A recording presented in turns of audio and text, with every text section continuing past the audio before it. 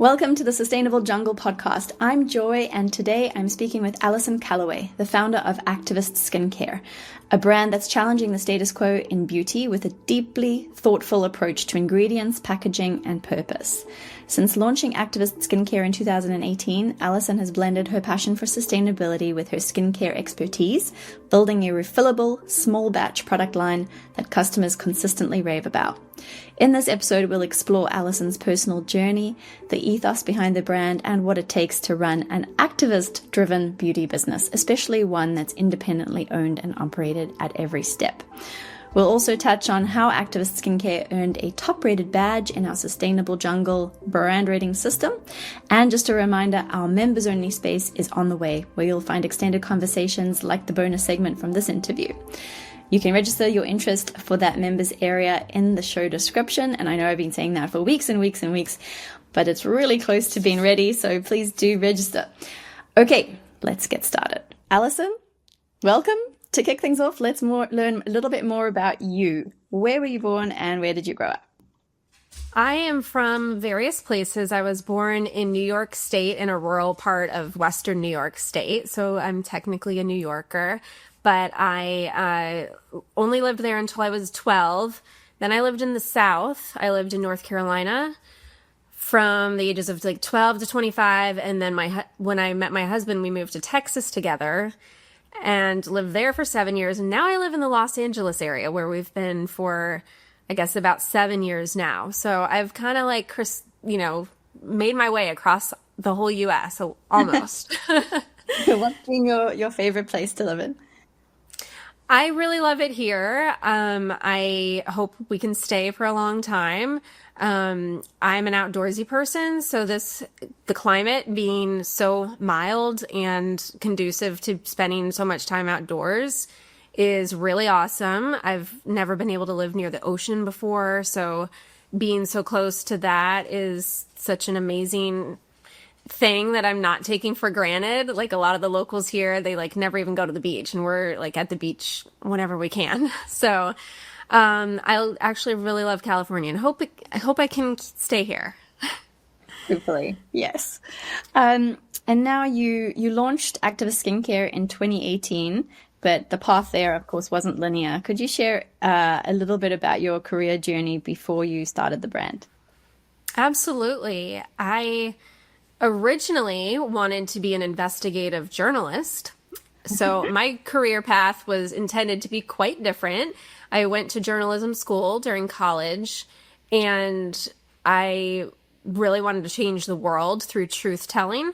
But when I was in journalism school, there was a big transition happening from legacy media forms like newspapers into blogs and online reporting, and there was a lot of consolidation happening with newspapers laying off their reporting staff and just using the Associated Press to do the reporting at a more efficient cost.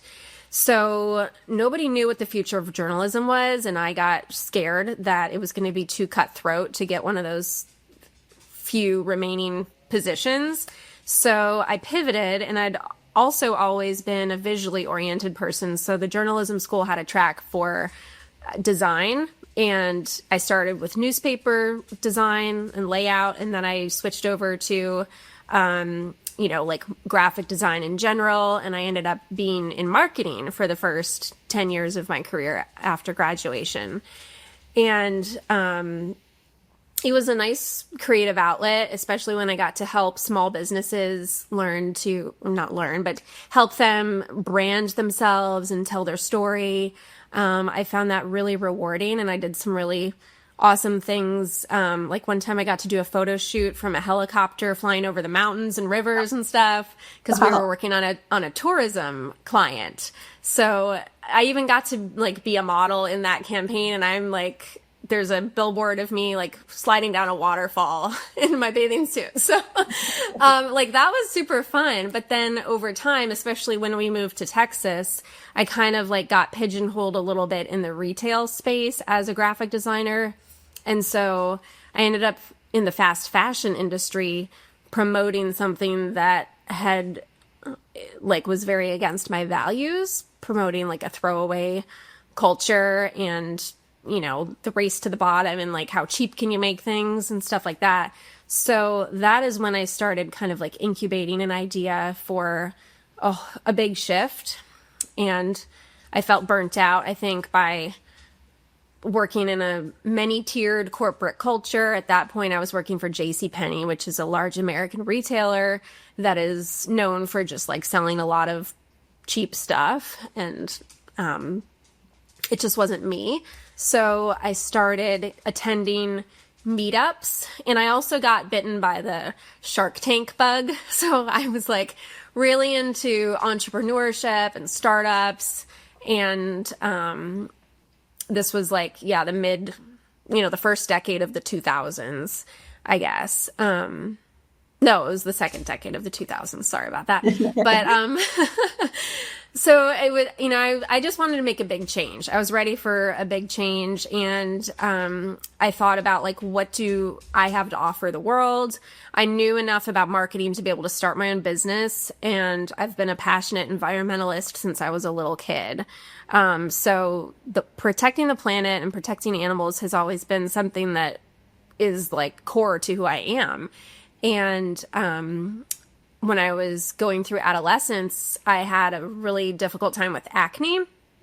So I became kind of like an investigator about acne at that time in my life and learning about where is this coming from? Why are the products I'm using or the prescriptions I've been given not helping me? And I became kind of like a lay expert on the skin for my own, like to help myself. And so I like combined everything together. I wanted to get back into branding. So having my own brand was really exciting to me, to like get to create the value system of a brand and to be able to do something to help the planet. And then skincare is what I knew best. So that's kind of how I put those things together. And then I started Activist literally in my kitchen. It was originally intended to be all about helping people find the right active ingredients for their skin. So I was actually giving my customers a questionnaire, and they would tell me what their problems were, and I would mix each serum to order from like kind of like a library of active ingredients. So that's part of the name Activist comes from the active ingredients, and the other part is definitely about advocacy for the environment. And soon I realized that there was no way I was going to be able to scale that. I couldn't do more than a couple serums a day, and I would have to either raise my prices a lot, or I would need to just create products that didn't need customization.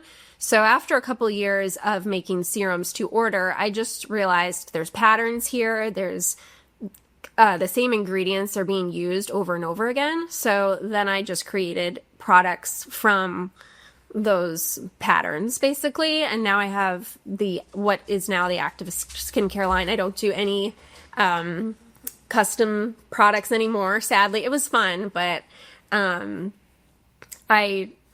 was just no way I was going to be able to grow the business if I did that forever. So that is where Activist came from.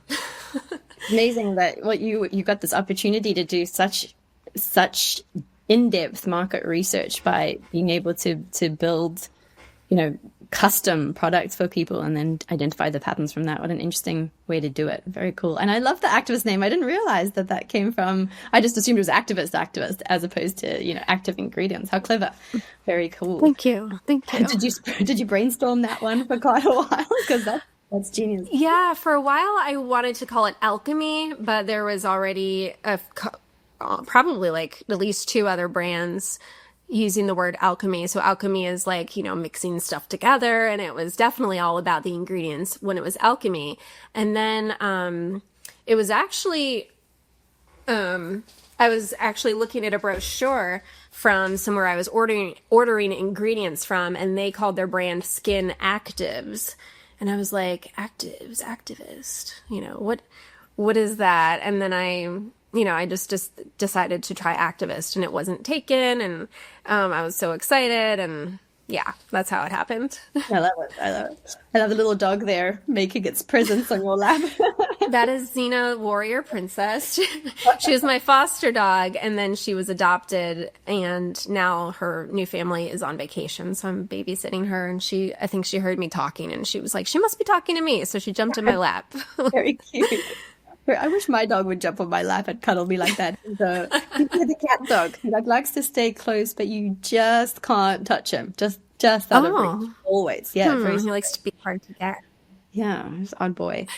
I wanted to quickly go back to what you mentioned about being an environmentalist since you were a little kid. So why do you think that was the case? Is it just your personality? Was it in your environment, your parents? Like, how did what sparked that interest in environmentalism for you? Yeah, I have thought about that a lot because it's something I want future generations to be. I want everyone to be an environmentalist. And I think part of it was where I grew up. It was a rural area, so I was very comfortable being outside. I spent all my free time practically outdoors instead of, in front of screens and stuff. So I think exposure to nature from a young age is important for people to have a relationship with nature and the environment. I think I'm also a highly sensitive person, so I've always had a lot of empathy for animals, especially like when I learned where meat came from, for example, that was like a horrifying thing for me. So I think like just being a sensitive person and understanding that suffering comes from environmental destruction, excuse me, and, how we treat animals. And I also remember in first grade, I think it was, we did a project on the Amazon rainforest in my class. And basically we just learned a song and they recorded us singing the song and we ended up winning a contest. And, and I grew up living in the woods. My parents literally built a house in the middle of the forest. And so learning about the Amazon rainforest and what was happening to that was kind of, I guess, maybe a little traumatizing to me to know that I'm a forest creature. I spend all my time in the woods, and here I am learning about how important forests are to the planet and what's happening to them. It really impacted me. So I remember one time my dad was doing some work on the house and he needed to cut down this little tree that was too close to the house and kind of in the way. And I was so upset about it. It happened around the same time as we did that Amazon rainforest project. And I picked up that tree. I dug it a new hole. I tried to replant it. It didn't have any roots because it had just been chopped off. And I just remember feeling super, it was just like a core memory, I guess. Yeah. So the environment's been an intense thing for me my whole life, I think. I think a lot of people don't have those early experiences. So I think that's part of the reason we're in the situation we're in, with our planet being something that's kind of like the nature is just sort of removed from a lot of people's lives and childhood and formative experiences. So as a mother, that's something that I keep in mind quite a lot, is how do I maintain this connection? Because I don't live in the forest anymore. I live in a lot more urban and densely populated area. But it's still really important to me that my kid has a comfort level and a relationship with nature. Yeah, I think every person that I've spoken to on this podcast that I've asked that question has come up with a similar story, that they grew up, exposed to nature or, engaged with nature in some way. It feels like it's absolutely the critical element for children to have that connection in some way. So they're very interesting. We could talk about that all day, I think. But let's talk about activist a bit more. So tell me what it is today. What kind of products do you sell today, and what is the core mission today? Activist is high performance facial products that are all focused on active ingredients and using, only the best, most effective ingredients, leaving out filler ingredients and toxins. Being non-toxic is also something I've felt really passionate about.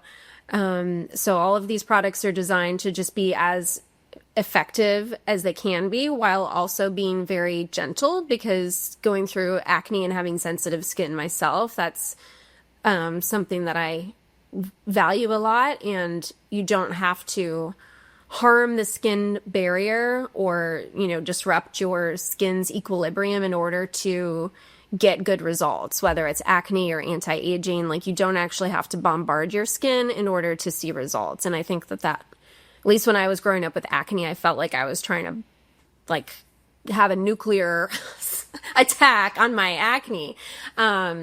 So that's something. And then when it comes to the environment, Activist is, we've always donated money to environmental causes from the very beginning. And once I launched ready-made products that were not customized, I also added refills.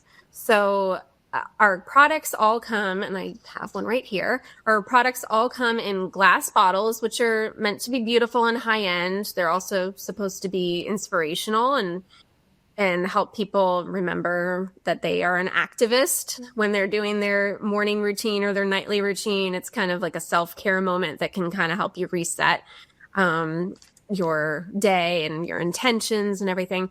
And so each product will first be shipped in a glass container like this, and then customers order these refill pouches, and they can get it either on a subscription basis, so that a pouch will show up every 60 days or whatever kind of cadence they want it to be, or they can just order it when they need one. But these pouches reduce carbon emissions by 99% because they are so much lighter and they take up a lot less space, and they also need a lot less protective packaging on the outside when you ship them.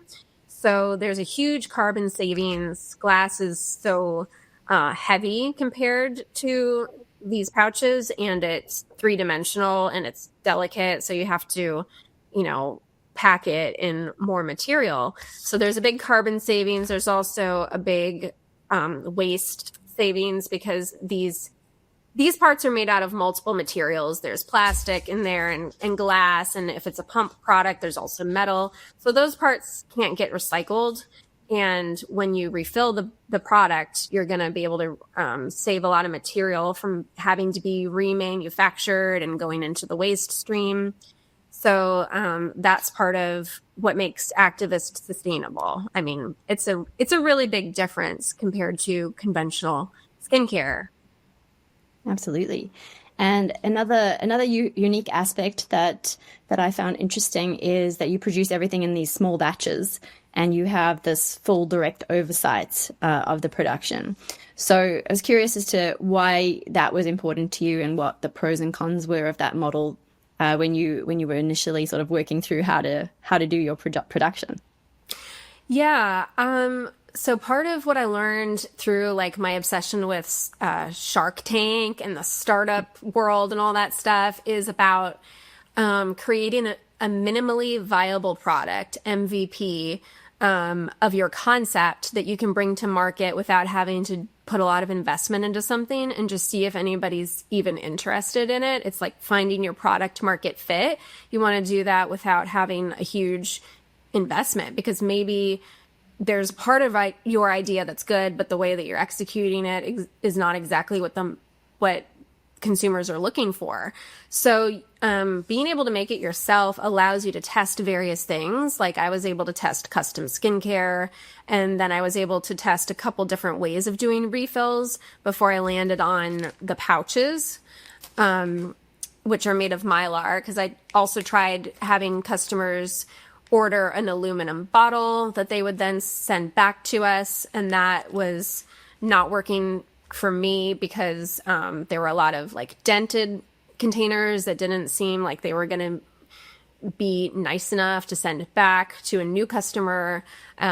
Cleaning them out used a lot of water and like energy to heat the water to make it hot enough to clean it. And actually a lot of people never even returned their bottles, oddly enough. I thought it was interesting. I guess they just wanted to refill, but they didn't want to return. So anyway, I did end up with this, the Mylar pouches being the winner. And I was able to do all that testing because I was doing it myself. I've always only used my own money as well. There's no investor or, I never went on Shark Tank. I was obsessed with it, but I never even got close to Shark Tank. So there was nobody else but me.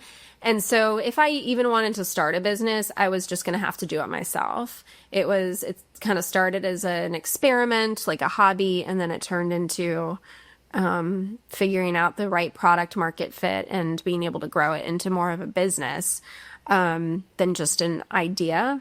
But I think that one of my key pieces of advice for anyone wanting to start a business is just like keep everything in-house until you have really proven that it's working. And then if it makes sense for you to outsource certain things, then you can. But instead of outsourcing to a third-party manufacturer, I just got it out of my house. I have a lab space that's mine. The formulas are all mine. I didn't have to, pay someone to create them on a third-party basis. And then oftentimes, sometimes you don't even own your own formulas if you go that route, or it's more expensive if you do want to buy out your formula. So it just was the way to get started, the only way for me to bootstrap it.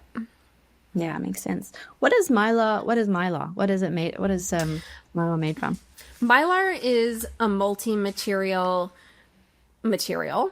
It's made from layers of aluminum and PPE, I believe it's called. It's a thin layer of plastic. So they use the two different materials because they each have different properties, and they're so thin, like microscopically thin, practically of each layer. So this pouch is partially a plastic mixed with or layered on top of aluminum. So together they're very durable. They're food safe, so they're non-reactive to ingredients, and they're puncture proof. They're leak proof. They just together the two materials are better than either one separate. Makes sense. And ingredients. So we've touched on this already.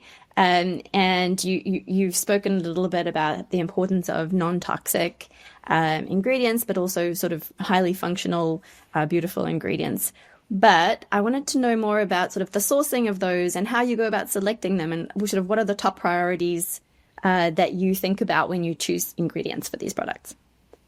Yeah, since I make everything myself, that's another opportunity to like control things too, which you don't get as much flexibility if I were to outsource it. So, I have a product called Healing Water Toning Mist that I always love to talk about when it comes to ingredients, because I'm able to actually choose the exact farm.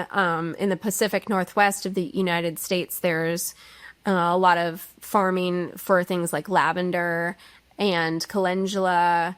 So they make essential oil from these plants, and then part of the process is after the water cools down, they're boiling water, it's releasing the oil from the plant, and then the water that's left over also smells like the plant and has healing properties of the plant as well in a different way than the oil does. And then we use those waters to make healing water toning mist. And so I know where those are coming from. They're organic. They're small businesses. So it is really rewarding to know that these, I think you can feel the healing energy of the plant more when you know where it came from. And then when it comes to active ingredients, a lot of them are lab created. That's just how it works. If you want a purified vitamin C or niacinamide, niacinamide, which is a B vitamin, these things are created in labs using often a type of yeast that has been created to like take a raw material and create this specific molecule, and you are looking for purity there. So you want to look at your certificate of analysis and make sure that you're getting as close to 100% purity of the ingredients. So knowing where those come from is really important as well. So Activist kind of like marries the natural ingredients that come from plants with these lab purified ingredients that drive visible results in your skin. And of course, no animal products, right? Like that's a key thing for you. That's right. There is nothing animal derived in Activist products. Not surprising. So I wanted to talk about our brand rating. So Activist Skincare was recently rated by Sustainable Jungle and earned our top rating badge. So big congratulations. And Thank you so much. Thank you for going through the process with us. I personally found it really fun, and I really enjoyed learning from you as well, because you are very passionate and you've done a lot of research and you know your stuff. So I learned quite a bit from you too, which was really cool. Thank you. I wanted to just read a few points from the rating, just some reflections, but we've actually covered most of it. So this is almost kind of just a bit of a summary. So the few things that stood out from the rating in particular were the refillable packaging system, which drastically reduces waste and emissions compared to traditional packaging and systems.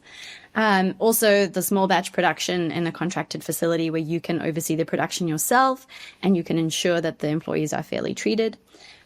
Also made in the USA, right? So local to you. Also carefully sourced safe ingredients, many of which are from organic and regenerative farms. And then finally, I think one thing that really stood out was all of this was a lot to take on as an individual. You are the sole employee of Activist Skincare. So that's very impressive. I mean, like, you're showing how it can be done. You know, these huge organizations can't seem to do it, but you can.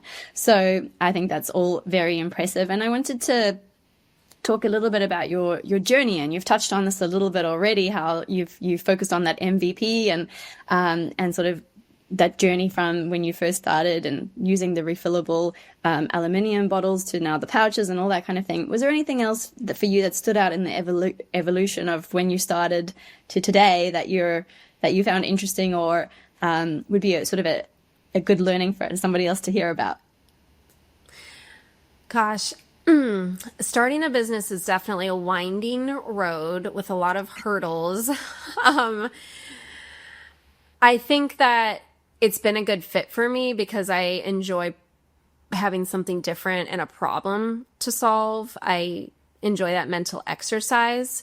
But I would say advice to anyone who wants to start a business is that be ready. You need to be ready to be constantly wearing the hat of problem solver, and have a lot of persistence. And I would also say, like, you want to make sure that you're getting good signals, that like all of your persistence is pointed in the right direction, that the world doesn't need another skincare brand unless it's going to be different. And I think that goes for a lot of industries. You really have to be creating something new. So I think finding that product market fit is very important, and be open to failure, because failures show you what not to do earlier. If you can fail earlier, then it allows you to pivot earlier and save a lot of resources and time. And then some of the things that have been surprising for me in my journey, I think, are how difficult marketing is. I had marketing skills when it came to branding and storytelling and visual communication, and didn't realize how difficult it can be to reach the right people. There's these platforms available, but for example, Meta is usually what a lot of e-commerce businesses turn to straight away. And you can really blow your budget and get in the hole and get into kind of like an unprofitable pattern where you're paying more to get a new customer than then is going to be profitable for you. So I have had to do a lot of testing, exploration, being really crafty, I guess, in the marketing part. And that didn't always come naturally to me because I'm not a very self-promotional person. So it's always been difficult for me to, I don't go in front of I don't put myself on the camera on like Instagram stories or anything. That didn't fit for me. I think for a lot of founders it does, but I just would much rather be more behind the scenes. So trying to find an alternative to that has been more difficult, and I'm sure has slowed my growth compared to other people who are willing to do that and who it's more natural for. So to me, like the marketing piece of not knowing a steady, reliable way to get in front of new people it's a constant challenge. I know every business is dealing with that problem. Yeah, especially right now where it feels like with AI and all the changes in how Google serves results and all that stuff, it's harder, increasingly harder to get out there.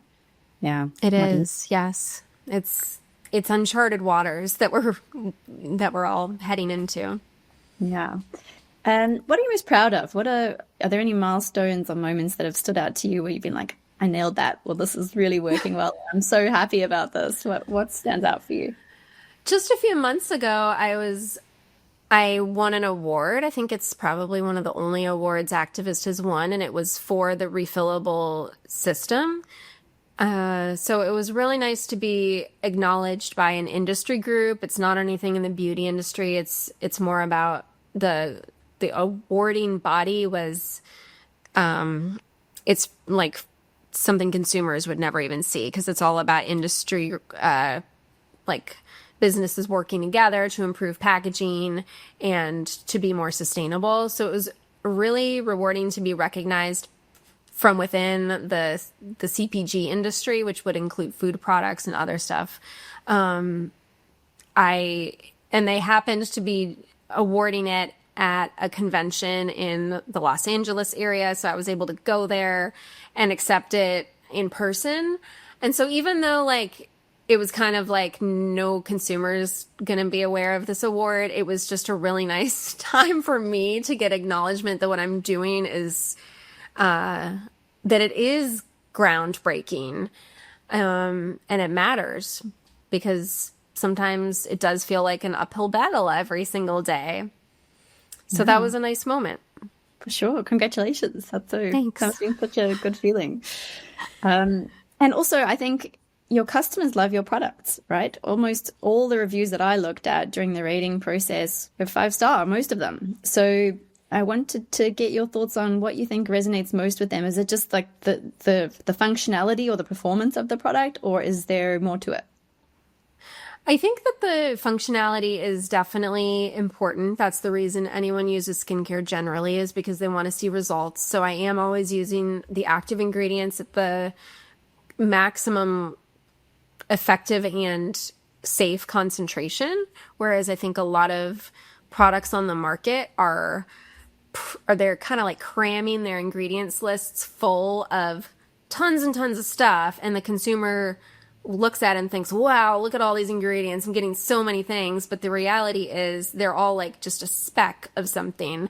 And when you, like, everything has to add up to 100%. So if you have 100 ingredients in there, either there's a lot of things that are in there less than a percentage, or basically you're not getting a lot of the thing that is supposed to create change in your skin. So that's a roundabout way of saying, I think like the concentrations that I'm using are giving people results, but I think it's also, I've always wanted my products to be sensory.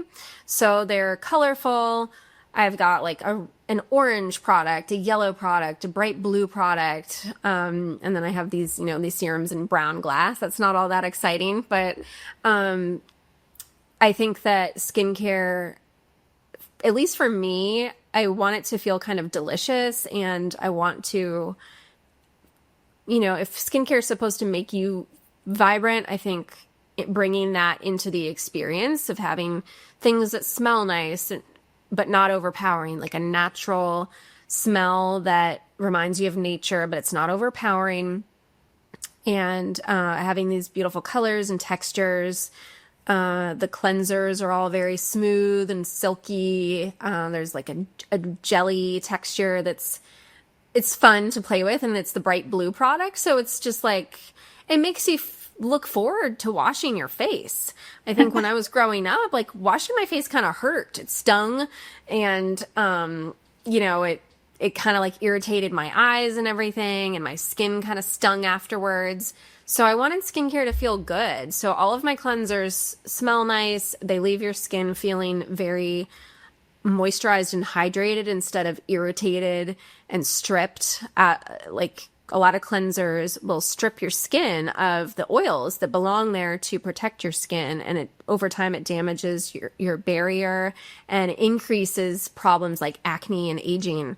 So I feel really strongly that having a gentle cleanser that feels really nice to use is a really important part of a skincare routine, because it's like the tipping point. A lot of people are tired at the end of the day and they don't want to wash their face. It feels like a chore. So if you can make it something to look forward to and enjoyable, then their skin is going to do a lot better over the long term. So I think it's the sustainability and the values that the brand stands for, I think kind of like attract people. And then I think the effects that they see on their skin keep them coming back and making everything smell nice and look nice and feel nice. It really adds to the experience. It's kind of like food. Would we get excited about food if it was just like this tasteless like sludge that we had to drink to get our nutrition every day? I don't think that we would be excited about it. So I try to think of skincare in that same way. You want it to be colorful and delight your senses. Oh, I love that. I think it's a far cry from what I remember as a teenager when I had, pimples and things, where you'd use like the super like acidic stuff that would like, as you say, strip your face, and then like you'd apply the spot cream that would like dry it out and be so uncomfortable. I remember even putting toothpaste on pimples back in the day, dry it out. Yeah, what you just described sounds much more pleasant. Yeah. So, now I want to chat to you about the beauty industry in general. So zooming out a little bit, do you feel optimistic about its direction, particularly when it comes to low-waste models and refillable models and ingredients and things like that? Like basically where you're sitting in the market, how do you feel about where the industry is heading? I think there's been a definite influence that consumers have had on the conventional beauty industry to shift it. So I do see refills being adopted by conventional legacy brands. I always wondered why before I launched refills, I was kind of afraid to do it because I was like, this is an obvious thing. Why isn't everybody doing it? What am I missing? Is there a huge liability here or something? Did they try it and then everyone got mold in their bottle or something crazy like that? And no, I think it's just consumer preferences were not there. And another thing that consumers have driven is clean beauty. That was never a term until recently. So I do think there's a lot of clean washing happening where consumers now know they're supposed to want clean products, but unless they are very educated, they may get kind of tricked into not getting a product that's as clean as they may expect it to be. So we are seeing the industry shift. I'm seeing more refills, and not all of them are as sustainable as they could be. Like I'm seeing 3-dimensional plastic pods offered as refills for things like creams. And that's definitely an improvement, but it could be done more minimalistically and save more resources, but it still steps in the right direction that I think have been a long time coming. So I do feel optimistic that as a culture at large, we are having a greater awareness of climate change and plastic pollution. It's seeping down into the mainstream, and a lot of it is because there's a need to for companies to offer the latest and greatest thing to keep people buying. So the latest and greatest thing is sustainability stuff. And a lot of people are falling for that as a reason to just like replace what they have, which isn't very sustainable if we're casting out existing things we own that where the resources have already been used to create them, and we should just use them until the end of their useful life. But on the other hand, I do think that everything is shifting slowly in the right direction. So I have optimism around the industry. I think the thing that I feel less optimistic about is the idea that consuming can get us out of the crises we're in. We get so much dopamine from shopping, and people need to realize that that's not the path to happiness. It's an addiction that Western society has, so we need to examine, honestly, like our spiritual and emotional health to get ourselves out of the climate crisis, because we can't fill a hole with more stuff, even if it's sustainable stuff. So I think that's where I am on my personal sustainability journey is a lot less consumption of anything, even if it's a sustainable thing, and trying to get things used secondhand. I am a big Buy Nothing group participant in my town. I'm always, I'm doing it both ways. I'm giving away things and I'm getting things used. I'm asking for things. I'm not waiting for what I need to appear on the group. I'm saying, like, if I can't find this, I'm saying this internally, if I can't find this thing secondhand, I'll have to buy it new. So I want to ask before I buy.